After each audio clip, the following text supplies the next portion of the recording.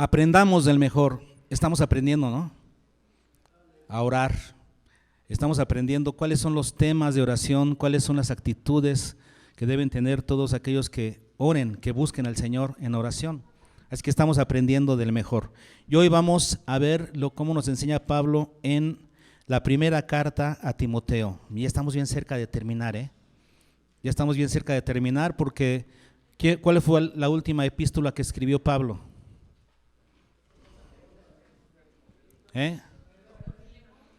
Gilemón, exactamente.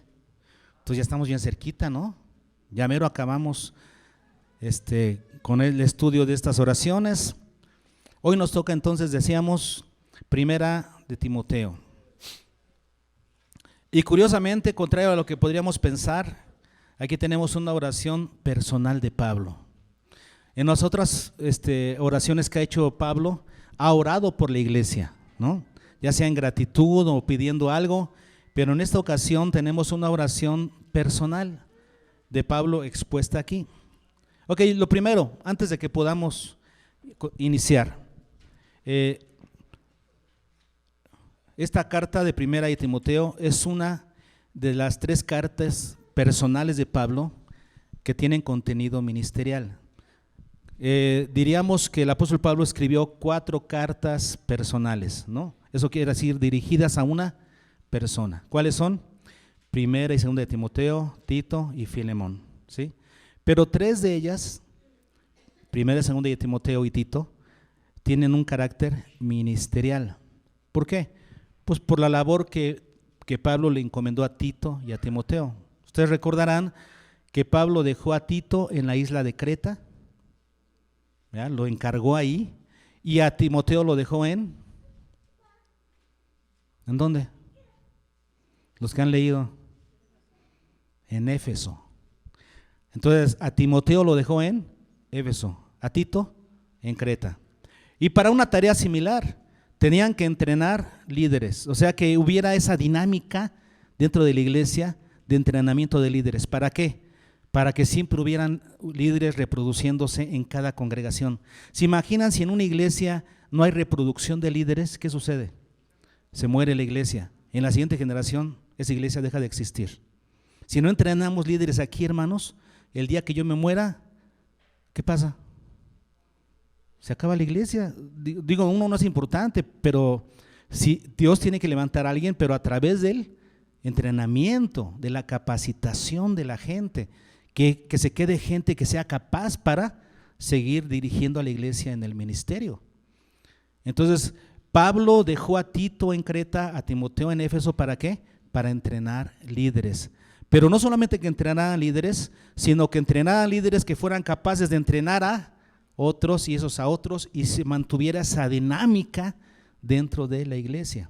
Otro encargo de Pablo para Tito y Timoteo en Creta y en Éfeso era corregir lo deficiente, corregir algunas cosas que estuvieran mal y llamar la atención a algunos que estuvieran enseñando una doctrina extraña. Esos diríamos que eran las 3 razones principales por las que Pablo dejó a Tito y Timoteo en sus lugares respectivos, ¿sí? Corregir lo deficiente, llamar la atención a los que enseñaban doctrinas extrañas y la formación de líderes. Y aquí tenemos 1 Timoteo, que fue escrita seguramente entre el primero y el segundo encarcelamiento de Pablo. Entre el primero encarcelamiento de Roma y su segundo encarcelamiento, entre eso, o sea, se supone que Pablo estuvo encarcelado en Roma un tiempo y luego salió libre un tiempo, un poco de tiempo. Durante ese tiempo se presume que Pablo escribió 1 Timoteo y Tito. Y después Pablo fue nuevamente encarcelado, encarcelamiento del cual ya no salió, sino que fue decapitado. Y durante su segundo encarcelamiento escribió 2 de Timoteo. Entonces aquí estamos en 1 Timoteo, que se escribió seguramente entre el primero y segundo encarcelamiento de Pablo en Roma. ¿Está bien? Ahora, bueno, ya sabemos lo que trata 1 Timoteo, ya lo resumimos, pero ahora, ¿por qué Pablo escribe una oración personal refiriéndose a sí mismo en esta carta? ¿Qué es lo que lo alentó a escribir esta oración? Primero vamos a leer la oración para que se den cuenta de qué estamos hablando, y luego veremos por qué. ¿Sale? Lo tenemos en los versículos, capítulo 1, versículos 12 al 17. Y dice así: doy gracias al que me fortaleció, a Cristo Jesús nuestro Señor, porque me tuvo por fiel poniéndome en el ministerio, habiendo yo sido antes blasfemo, perseguidor e injuriador. Mas fui recibido a misericordia porque lo hice por ignorancia, en incredulidad. Pero la gracia de nuestro Señor fue más abundante con la fe y el amor que es en Cristo Jesús. Palabra fiel y digna de ser recibida por todos, que Cristo Jesús vino al mundo para salvar a los pecadores, de los cuales yo soy el primero. Pero por esto fui recibido a misericordia, para que Jesucristo mostrase en mí, el primero, toda su clemencia, para ejemplo de los que habrían de creer en él para vida eterna. Por tanto, al Rey de los siglos, inmortal, invisible, al único y sabio Dios, sea honor y gloria por los siglos de los siglos. Amén. Esta es la oración que vamos a estar estudiando. ¿Qué es lo que motivó a Pablo a escribir esta oración personal? Como ustedes pueden ver, él habla de sí mismo. Doy gracias al que me fortaleció, al que me puso. Está hablando, orando de sí mismo. ¿Qué es lo que lo animó a hacer este tipo de oración? Bueno, veamos el versículo anterior, el versículo 11. Pablo está advirtiéndole a Timoteo, le da un mandamiento. El mandamiento, bueno, lo tenemos desde el versículo 3. Dice: como te rogué que te quedases en Éfeso cuando fui a Macedonia, para que mandases a algunos que no enseñen diferente doctrina. Entonces Pablo manda a Timoteo que él le mande a algunos que no enseñen diferente doctrina. De eso está hablando. Está hablando de aquellos que desobedecen la doctrina de Cristo. Y luego termina el versículo 11 diciendo: según el glorioso evangelio. Entonces, estas personas que estaban desobedeciendo a Dios, estaban desobedeciéndolo de acuerdo a la doctrina que Pablo recibió. De eso se está refiriendo. Según el glorioso evangelio del Dios bendito, que a mí me ha sido encomendado. Entonces Pablo está hablando del glorioso evangelio, de ese privilegio maravilloso que tuvo Pablo, de que el Señor le encomendara su glorioso evangelio.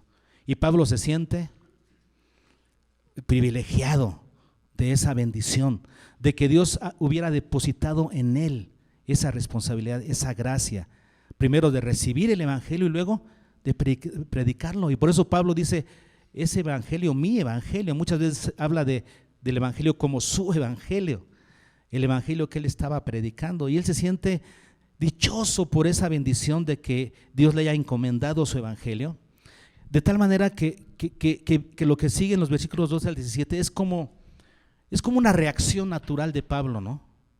Es como cuando tú te machucas un dedo con el martillo. ¿Cuál es tu reacción? No la piensas, ahí sale lo que traes. Cuando alguien se machuca con un martillo, sale lo que hay en su corazón. Así es que ustedes sabrán. Si andas maldiciendo, y es lo que estaba en tu corazón, porque ahí no la piensas, sale lo que hay. Y en este caso, yo veo a Pablo así, ¿no? Que después de que él está hablando este tema y dice: según el glorioso evangelio que el Señor me ha encomendado, entonces sale de él esta oración de alabanza, por sentirse privilegiado, por ese hecho de que Dios lo haya nombrado representante de su evangelio. Él lo ve como un privilegio y entonces saca una oración de alabanza. Es algo natural en él, es algo que él trae, como es algo que no puede contener, y encontró el pretexto perfecto para prorrumpir en una alabanza al Señor. Vamos a ver en qué consiste su alabanza, su oración de gratitud al Señor. ¿Listos? Vamos a ver en cada versículo alguna enseñanza que nos deje esta oración personal de Pablo, para que cuando nosotros estemos orando solos una oración personal al Señor, sepamos por qué orar, ¿no? Esta oración nos puede dirigir bastante bien. ¿Estamos listos? Dice el versículo 12: doy gracias al que me fortaleció, a Cristo Jesús nuestro Señor. Primero, ¿a quién va dirigida la oración? Qué curioso, ¿no? Porque esta ocasión no va dirigida al Padre. Aquí dice: doy gracias a Cristo Jesús nuestro Señor. ¿Por qué dirige a Él esta oración?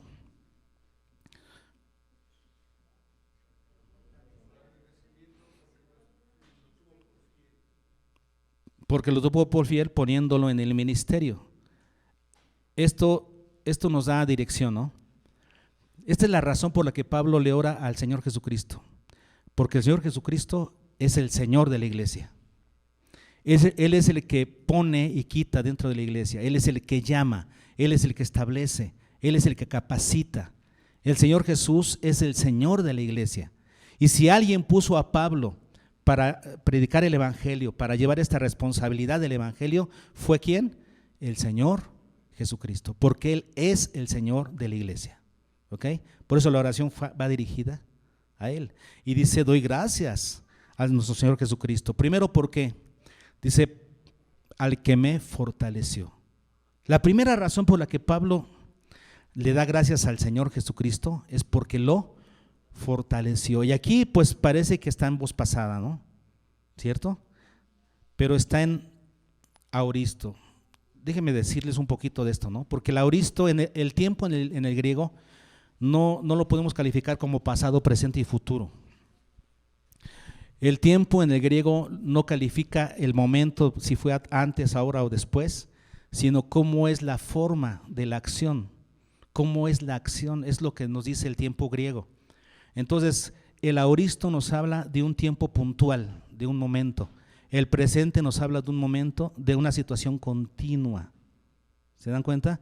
O sea, el tiempo en el griego no nos dice si, el presente no dice que es ahorita, que no es ayer o no fue mañana, que es ahorita. No, en el griego el tiempo presente se refiere a una acción continua. El aoristo no se refiere a una acción necesariamente pasada, sino a la forma de la acción, una acción puntual.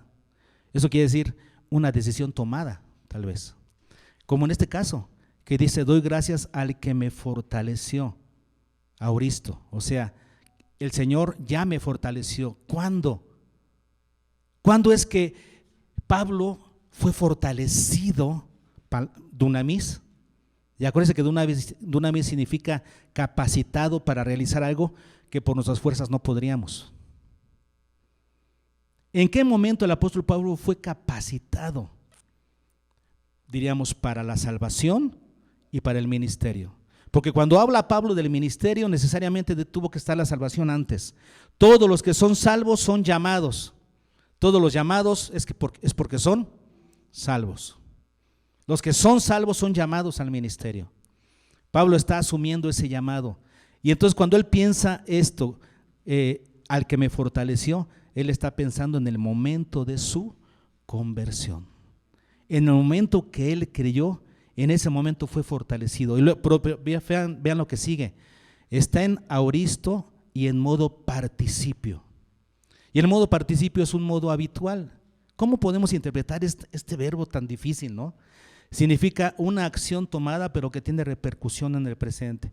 Es como si Pablo dijera, por quien desde ese día de mi salvación vivo fortalecido, vivo vitalizado. Desde ese día hasta hoy vivo fortalecido.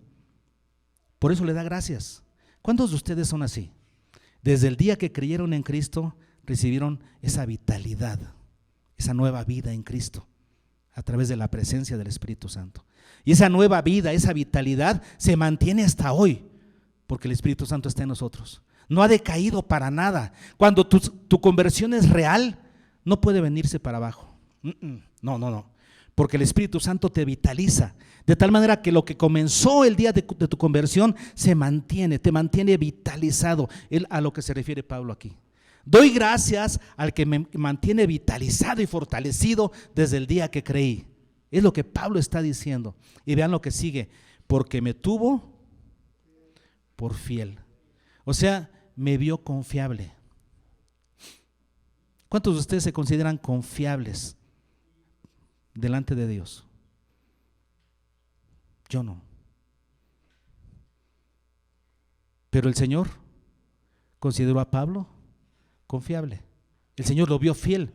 Y el Señor te ve a ti tan fiel, te ve tan confiable, que te puso en el ministerio. Acuérdate que el día que tú creíste, fuiste llamado a la salvación y junto con eso al ministerio. Hermanos, yo cuando pienso en eso y cuando platico con mi esposa, cuando pienso en por qué el Señor me llamó a mí, no encuentro razón. No encuentro razón alguna. Yo no tengo capacidad para estar aquí al frente. ¿De dónde? Cuando analizo mi vida pasada, mi niñez, mi juventud, digo, ¿de dónde? Y sin embargo Dios me vio digno para el ministerio. Y es lo que yo veo que siente Pablo, lo mismito. Dios me vio confiable. ¿Para qué? Para encomendarme, poniéndome en el ministerio, dice Pablo, poniéndome otra vez aoristo, participio. Me puso el día de mi conversión y ese llamamiento se queda, sigue vigente. Desde el día de mi conversión me llamó, me comenzó a capacitar y me tiene aún aquí. Es lo que está diciendo Pablo, poniéndome, luego dice, en el ministerio. ¿Qué significa ministerio, hermanos? ¿Qué es ministerio? Es servicio. Es la palabra diaconía. Ministerio viene de la palabra griega diaconía, que significa servidor. Un diácono es un servidor, una diaconía es un servicio. Aquí la palabra ministerio es la palabra diaconía. Cuando tú tienes un ministerio, ¿qué es lo que tienes?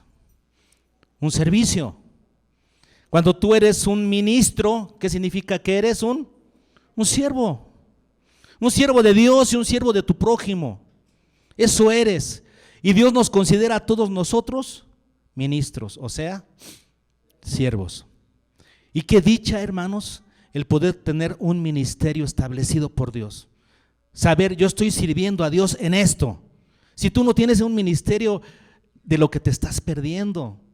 Digo un ministerio formal, porque un llamado al ministerio, si eres salvo, lo tienes desde tu conversión. Tú eres un siervo de Dios por llamamiento desde que fuiste salvo. Ahora lo que tienes que buscar es un ministerio formal. Que yo te pueda preguntar, ¿en qué estás sirviendo al Señor? Pues a veces cuando se da pues allá y no sabes. Deberías saber contestar. Yo sirvo a Dios en esto. Dios me tiene para esto. Me capacitó para esto. Estoy sirviendo en esto formalmente. Y todos deberíamos de tener un ministerio formal delante de Dios. Entonces lo que aprendemos en el versículo 12, ¿qué es? Que Pablo se siente agradecido con el Señor. ¿Por qué? Porque lo fortaleció desde el día de su conversión y lo mantiene fortalecido, capacitado, ¿para qué? Para servirle. Pablo le da gracias a Dios por poder ser considerado un siervo de Dios y por poder tener una tarea específica en la obra de Dios. Eso es lo que Pablo agradece. Vamos, ¿cómo se dice? Confrontándonos versículo por versículo. ¿Qué les parece? Este versículo, vamos a confrontarnos con él. ¿Y tú tienes un ministerio? Y si lo tienes, ¿estás agradecido con Dios por ese ministerio, por poder servir a Dios? Porque, repito, hay cristianos que se la pasan quejándose. Es que es bien pesado servir al Señor. Es que estoy tan cansado. Es que me requiere tanto esfuerzo y te la pasas quejándote cuando es un privilegio. Deberías sentir un privilegio de que estás siendo considerado un siervo y de que sirves al Señor. Es lo que primero que aprendemos de Pablo, ¿ok? La gratitud que tenemos por poder servir al Señor. ¿Cuántos están sirviendo al Señor ya en algo? Que si yo les preguntara, ¿estás sirviendo a Dios? Ustedes podrían decir, sí, en esto. ¿Cuántos? Y aquellos que ya lo están haciendo pueden decir, Señor, gracias por considerarme digno y me has puesto en el ministerio. Es una razón de gratitud. Pero vean, aquí no se queda la cosa. Porque vamos a ver en el versículo 13 algo que realza esta gratitud en Pablo. ¿Por qué Pablo está tan agradecido de poder servir al Señor? De poder tener ese llamado primero a la salvación y luego al ministerio, que van juntos esos llamados, decíamos, ¿verdad? ¿Por qué Pablo está tan agradecido por eso? El versículo 13 nos va a ayudar a entender y a realzar este concepto. ¿Listos? Dice el 13, habiendo yo sido antes, ok, esto es lo que realza la gratitud en Pablo, porque él sabe lo que era antes de Cristo. Antes de conocer a Cristo, Pablo sabe quién era. Y por esto exagera, enfatiza su agradecimiento a Dios. Dice Pablo, habiendo yo sido antes, ¿qué? Blasfemo. ¿Qué significa blasfemo? Hablar mal. Blasfema significa hablar mal. ¿De quién hablaba mal Pablo? De Dios, de Cristo. ¿Cuántos de nosotros aquí antes de conocer a Cristo éramos blasfemos? ¿Y cómo lo consideras? ¿Una falla grande o leve? Okay. Y Pablo decía, habiendo yo sido un blasfemo, ¿qué más? Para colmo, en el caso de Pablo, él era un perseguidor de la iglesia. Ahora ustedes dirán, no, yo no era perseguidor. Ah, no. Cuando no conocías a Cristo, ¿no te llegaste a burlar de algún cristiano? ¿No lo perseguías en cierta manera? Perseguidor, y esto es una situación que perseguía a Pablo, ¿no? Un estigma que él tenía. Él persiguió a la iglesia y de eso se acordaba seguido. Ustedes pueden verlo en la escritura. Por ejemplo, vamos a Hechos 8. Hechos 8:3, vean lo que dice.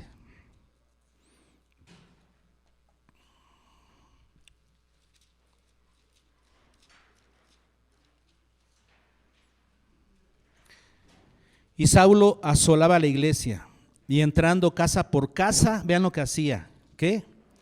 Arrastraba a hombres y a mujeres y los entregaba en la cárcel. Este era Saulo. Arrastraba a la gente y los metía a la cárcel. En 22:20, dentro de su testimonio, cuando él estaba dando testimonio en su defensa ante el gobierno romano, en 22:20 dice, y cuando se derramaba la sangre de Esteban, su testigo, yo mismo también estaba presente y consentía en su muerte y guardaba las ropas de los que le mataban. ¿Se acuerdan de eso? Y Pablo lo recuerda en un testimonio, dice, yo consentí en la muerte. Yo creo que esto es algo que se le quedó clavado para toda la vida, ¿no? Ver cómo este hombre justo fue apedreado y Pablo le dio permiso a las personas para que aventaran la primera piedra. Esto se le quedó a Pablo siempre. Mira, en 1 Corintios capítulo 15, versículo 9.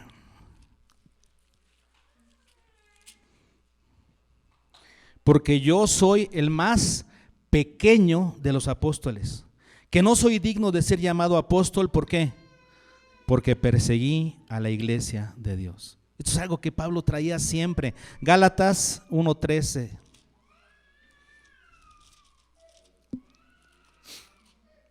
Gálatas 1:13 dice, porque ya habéis oído acerca de mí, conducta en otro tiempo en el judaísmo, que perseguía sobremanera a la iglesia de Dios y la asolaba.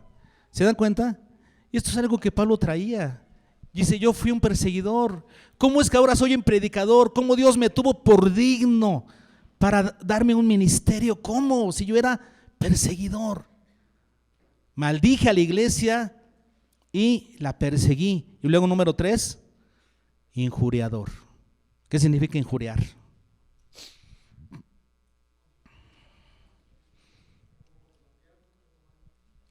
Significa ofender, atentando contra la dignidad y el honor de otra persona. Eso significa injuriar. Entonces, estaba ofendiendo a Dios y a la iglesia al grado de atentar contra su dignidad y honor. Todo esto es lo que hacía el apóstol Pablo. Hermano, él reconocía su condición pecaminosa y eso es lo que acrecentaba su gratitud, porque él sabía lo que él había sido antes de Cristo. Yo te pregunto, ¿tú eres consciente de lo que eras antes de Cristo?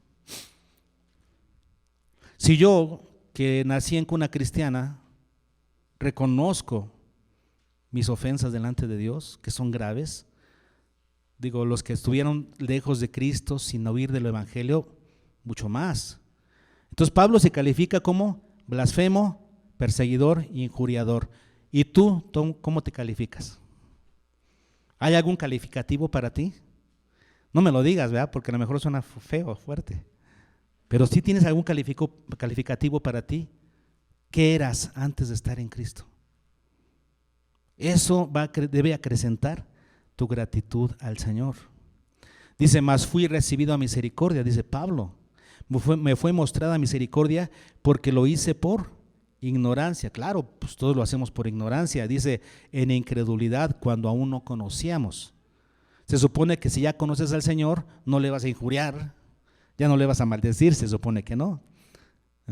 Ok, entonces hay que reconocer nuestra condición en Cristo. Ahora, versículo 14. Si el apóstol Pablo tenía esa condición tan pecaminosa, ¿ok? ¿Cómo es que el Señor lo llamó a la salvación y al ministerio? ¿Por qué lo hizo? La única respuesta es, versículo 14, por la gracia. Pero la gracia de nuestro Señor fue más abundante. ¿Reconoces eso, hermano, para tu vida? Sí.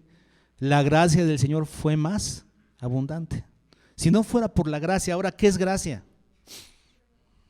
Un regalo, ¿qué más? Inmerecido, incomparable. Es algo que no mereces, es algo que no puedes pagar, es algo que te exige responder. ¿Se acuerdan? Todo eso es gracia. Y el apóstol Pablo sabe que recibió gracia de parte de Dios. ¿Tú también exaltas la gracia de Dios en tu vida? Sabes que todo lo que eres hoy en Cristo, lo que tienes en Cristo, lo que puedes ofrecer en Cristo, es por pura gracia.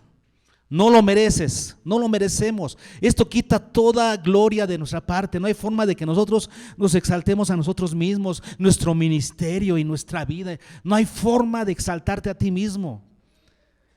Fue por gracia. Por esa gracia Dios te llamó a la salvación y a servirle. Es un regalo de Dios. Ahora, ese regalo está condicionado, porque todos los regalos de Dios sí son gratis, pero están condicionados. ¿Cuál es la condición para que Dios nos diera esa gracia? Dice aquí, con la fe y el amor que es en Cristo Jesús. Esa es la condición. ¿Cuál es la condición para recibir su gracia? La fe, eso quiere decir la confianza en su obra, y el amor, la confianza en su amor derramado en la cruz.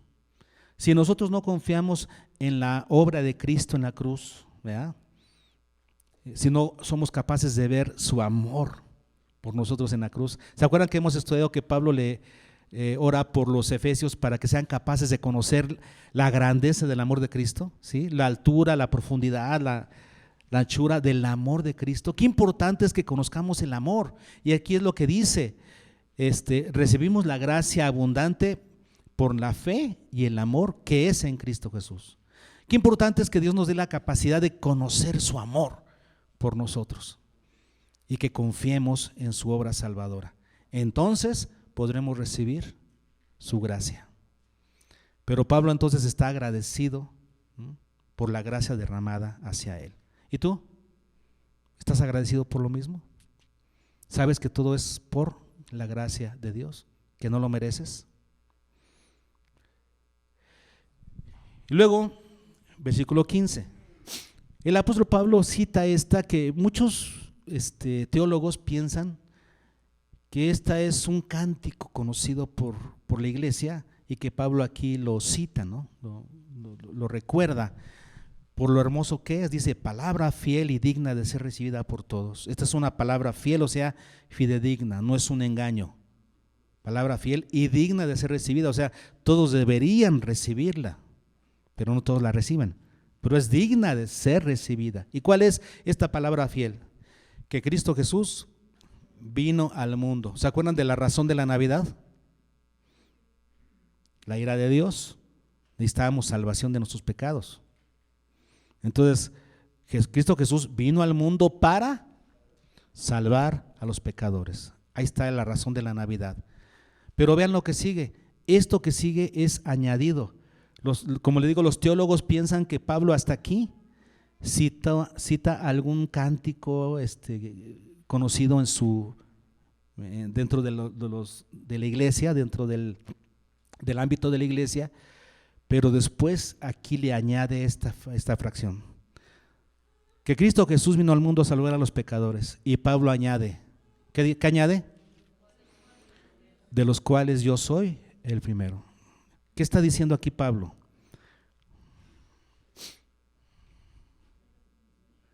¿Qué está reconociendo Pablo?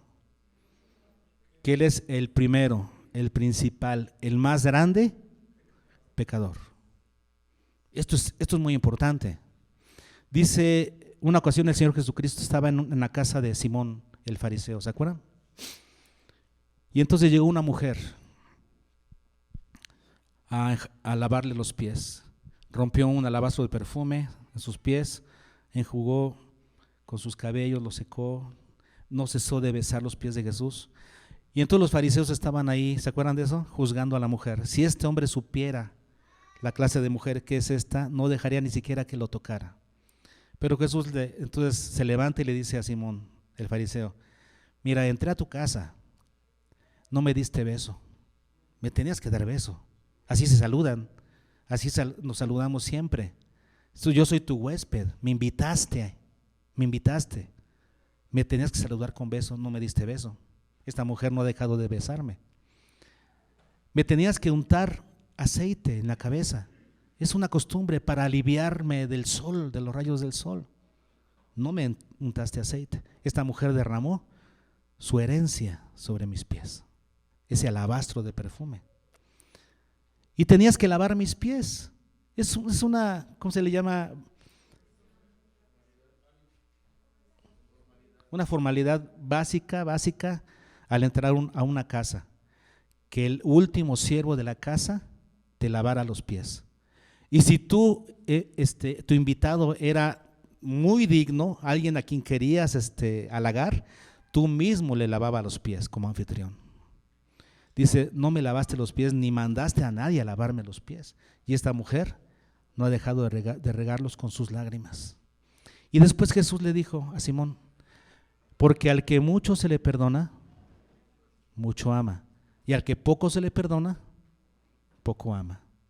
Aquí tenemos a un Pablo que se considera el peor de los pecadores. Cristo Jesús vino al mundo a salvar a los pecadores, de los cuales, fíjense, cuando dice de los cuales, está incluyendo a todos los pecadores del mundo, ¿cierto? De los cuales yo soy el primero.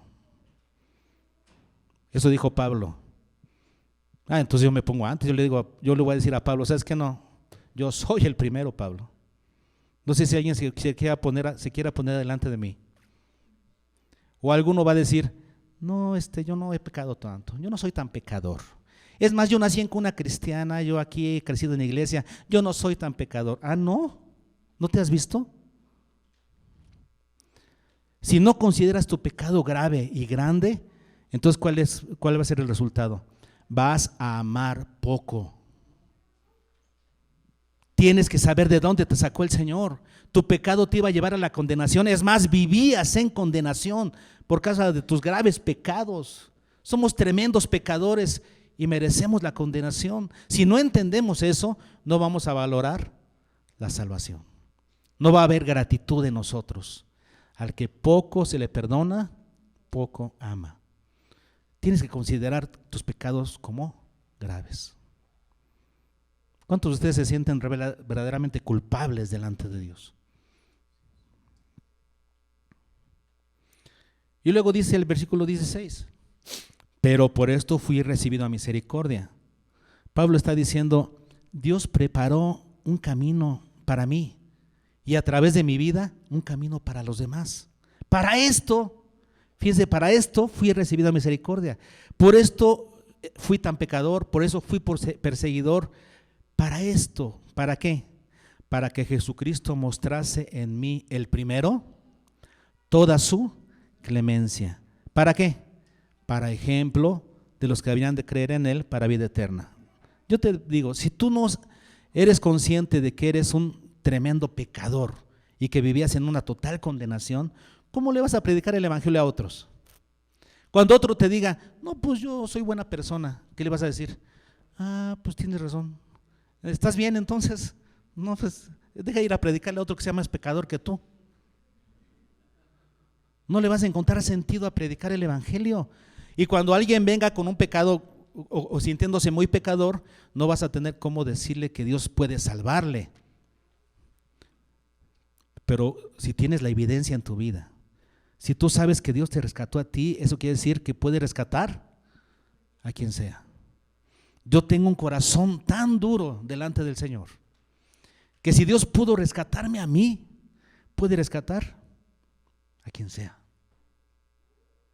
Y eso entonces me hace predicar con mayor eficacia el evangelio. Dice Pablo, para ejemplo de los que habían de creer en él para vida eterna. Si pudo conmigo, puede salvarte a ti también. Y entonces, después de pensar en esta situación de Pablo, ¿no? de pensar que esta condición en la que ahora está como siervo de Dios, como alguien salvo y sirviéndole al Señor, es por pura gracia. Entonces, esto hace que Pablo termine con un cántico de adoración al Señor, reconociendo que Dios es el que merece toda la honra y la gloria en su vida. Dice el versículo 17, por tanto, ¿qué significa por tanto? Por todo lo anterior, ¿sí? O sea, por lo que Dios me ha concedido en su gracia de ser llamado a servirle, por esa gracia recibida, por tanto, al Rey de los siglos. ¿Quién es el Rey de los siglos? Él es el gobernador sobre todas las edades, sobre todas las generaciones. Sobre los siglos significa sobre todas las generaciones. Él es el Señor sobre todas las generaciones. Y aquí Pablo va a mencionar algunas características más que él quiere mencionar ahorita de Dios. Son las que se le vienen a la mente. ¿Cuál otra dice? Inmortal, o sea, incorruptible. Nuestro Dios es incorruptible. ¿Qué significa eso? Él no envejece, Él no se enferma, el tiempo no pasa por Él, Él no le salen arrugas. Él es perfecto, Él es incorruptible, o sea, inmortal. Otra cualidad de Dios, invisible, dado a conocer por Cristo, pero Él es un Dios invisible. Cristo lo dio a conocer para nosotros. Cristo es la mayor revelación de Dios, pero Dios nadie lo ha visto jamás. Él es invisible, otra cualidad de Dios. Otra cualidad más, único, que es la palabra mono, que significa uno. ¿Cuántos dioses hay? Uno. Solamente hay uno en todo el universo, un solo Dios, y es nuestro Dios. Y la siguiente cualidad, que no está en los originales, pero dice ahí, sabio, otra cualidad de Dios. Y tú podrías ponerle más, ¿no? Yo digo, de acuerdo a la situación que estás viviendo, tú tienes en tu mente cualidades de Dios que puedes mencionar. ¿Sí? ¿Cómo cuál otra? ¿Cuál se te ocurre ahorita alabar a Dios por una de sus cualidades? Paciente, fiel, misericordioso, perdonador, protector, proveedor, omnisciente, omnipresente, poderoso, etcétera. Bueno, aquí a Pablo se le ocurrieron estas, y a ti se te pueden ocurrir cuando estés orando al Señor otras más, pero siempre debes de terminar reconociendo la grandeza de las virtudes de tu Dios. El Dios que tienes tiene virtudes que sobrepasan a cualquiera de las nuestras. Él no es un ser humano. Sus virtudes están encima de todo y tenemos que ser capaces de reconocer las virtudes de Dios. Siempre en nuestra oración, terminar reconociendo sus virtudes. Y luego, el resultado. Por esas virtudes, Dios merece algo. Por eso dice Pablo, sea, a Él sea. Porque Él es un Dios así, con esas cualidades especiales, a Dios sea. Dios merece esto de mí, para Él. ¿Qué es lo que Dios merece? Honor y gloria por los siglos de las siglos, quiere decir por generaciones, de generaciones en generaciones. Ahora, ¿qué significa honor? Con eso vamos a terminar. ¿Qué significa darle a Dios honor? Porque dice aquí, a Él sea el honor. O sea,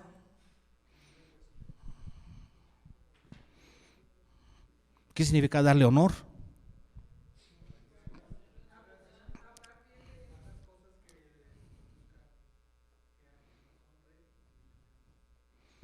¿Pero qué es honrar? ¿Qué? Hablar bien de él. Puede ser. Tiene que ver más en el honrar con reconocer quién es. Por ejemplo, ¿por qué razón los hijos deben honrar a los padres? ¿Qué significa? Bueno, más bien, ¿qué significa honrar a los padres? Es una instrucción bíblica, ¿no? Hijos, honrad a vuestros padres. ¿Qué significa honrarlos? ¿Amarlos? No. ¿Qué significa honrarlos? Así lo demuestras, pero ¿qué significa honrar? Considerar su valor. ¿Qué significa honrar? Considerar el valor de esa persona. ¿Por qué tienes que honrar a tu papá y a tu mamá? ¿Porque son buenas personas? No. Es porque son tus padres. Los tienes que honrar por lo que valen. Ese es su peso, por lo que son. Valen por lo que son tus padres, no por lo que hagan o dejen de hacer. Honras a tus padres porque son tus padres. ¿Por qué honras a Dios? Reconoce su valor como Dios, porque Él es Dios. Eso significa honrar, reconocer sus virtudes que están encima de cualquier otra virtud, reconocer su valor como Dios. Él no es tu cuate, Él no es tu amigo, Él es tu Dios. Y tienes que reconocerlo por su valor. Eso significa honrar. A Él se honra, o sea, que todo el mundo sea capaz de verlo como Dios, como lo que Él es. Y luego gloria. A Él sea gloria, honor y gloria. ¿Qué es gloria? ¿Dónde está gloria? Pues que nos diga gloria ya se fue, para que nos dijera, ¿verdad?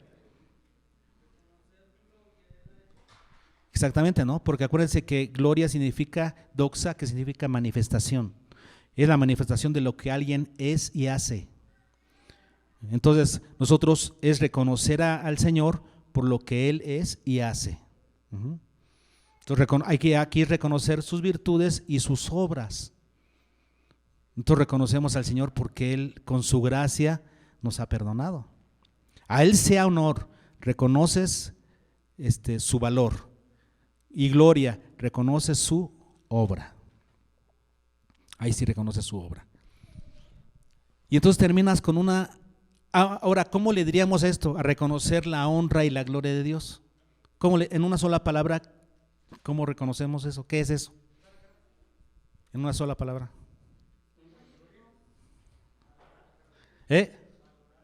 Valorar, alabar, cerca.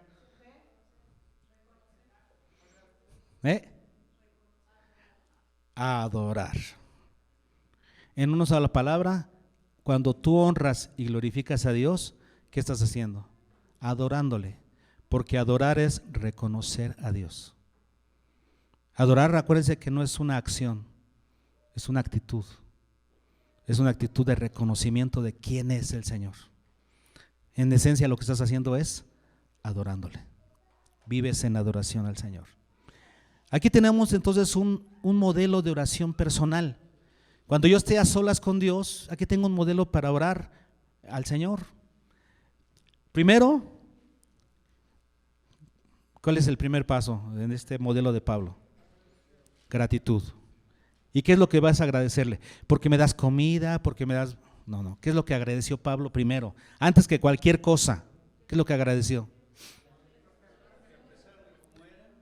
Por considerarlo un siervo.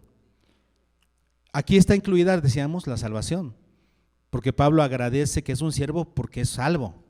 Como Pablo es salvo, es un siervo. Pablo entonces agradece que Dios le haya considerado fiel para servirle, para tener un ministerio formal, para tener un área de servicio específica.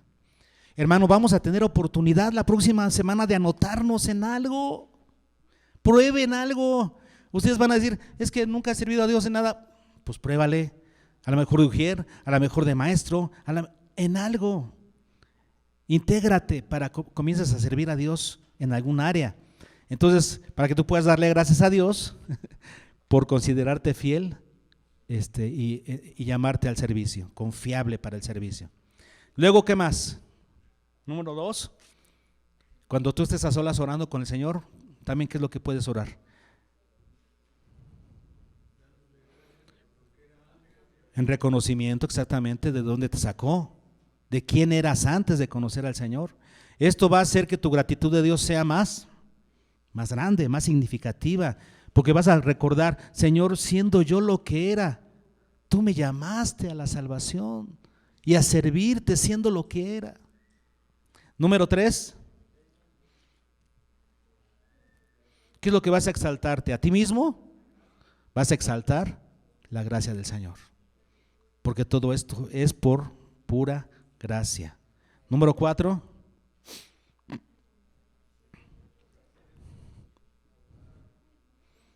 ¿cómo te vas a considerar? Poquito, soy un pecadorcito, he pecado poquito nomás, ¿así?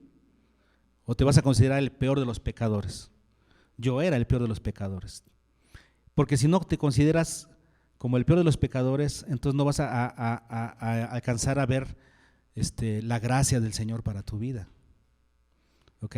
El Señor te perdonó tus muchos pecados y te salvó de la condenación eterna. Entonces considérate así, el peor de los pecadores antes de Cristo. El ejemplo, ¿qué más? ¿No? El ejemplo que es, si el Señor me salvó a mí, entonces puede salvar a otros, a mi vecino, a mi amigo, a mi familiar, Dios puede salvarles también. Y terminamos ¿cómo? Adorando al Señor, reconociendo y postrándonos ante Dios por lo que Él es y por lo que Él hace, reconociendo su dignidad. ¿Ok? Es lo que tenemos que hacer. Entonces, cuando oremos privadamente al Señor, podemos orar en gratitud, en reconocimiento de lo que éramos, exaltando su gracia, considerándonos como los más pecadores que ha existido, pero como un ejemplo para los que han de creer en Cristo, y terminando en adoración al Señor.